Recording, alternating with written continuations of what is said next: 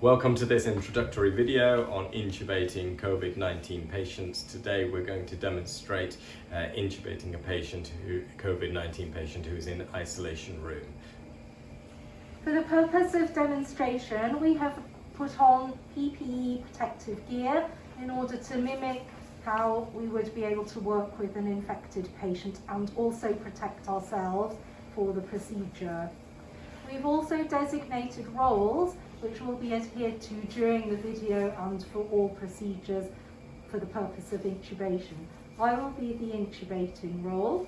I will be administering drugs. I will be the nurse setting up ventilation. And I will be the runner outside the room to pass any extra equipment. So the first thing we're going to be doing is going through our emergency tracheal intubation checklist. So we have already donned our PPE, we have allocated roles as you have just heard, and then we're going to go through our check our kit, which is set up as per the Royal College guidelines. We've also discussed the plan for intubation and we'll be adhering to the college guideline.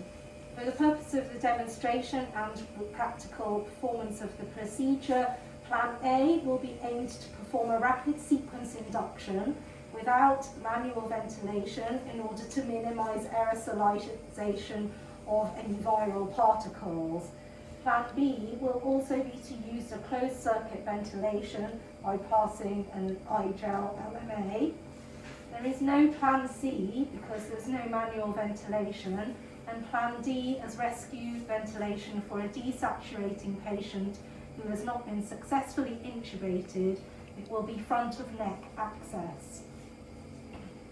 In order to minimise too much time in the room for everyone, we will ask one person to go in and set the ventilator up That will be me. prior to anyone else going in. So we will ask my colleague to do that now.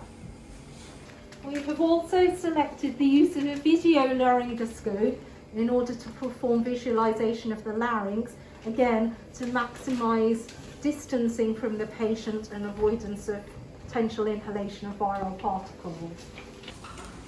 The drugs that we will be using for intubation can be dependent on the intubator and operator, or as per the Royal College guidelines. For the purposes of this demonstration, there is not an HME filter on here, but there should be with inline suction. The filter will be the most proximal part to the patient, so it will be attached after the angle piece directly to the ET tube. According to the Royal College and the AAGBI guidance, mask ventilation will be conducted using the V-shaped mask placement.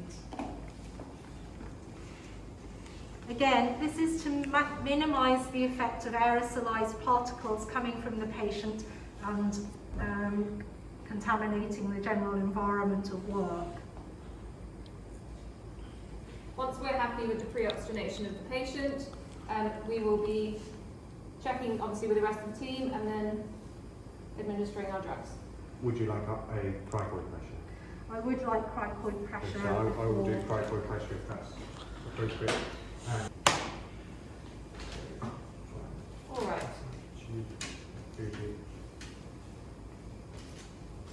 Happy for me to administer. Is everyone ready?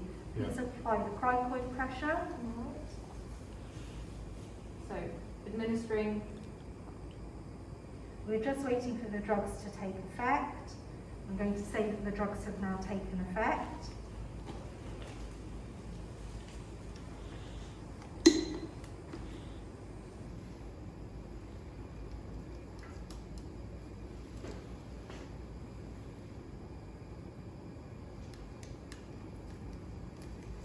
I have the bougie. Yep, bougie out. Thank you. I'm connecting the circuit. Up is up. In order to minimise any staff contamination, we will not be checking for a cuff leak, and we will also not be performing auscultation because this could potentially break PPE safety. We will be checking confirmation of intertracheal tube placement with end-tidal carbon dioxide monitoring only.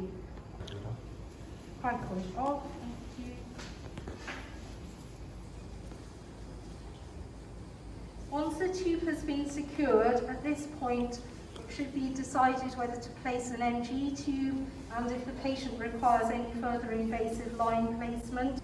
The endotracheal tube and the NG placement will be confirmed with X-ray guidance.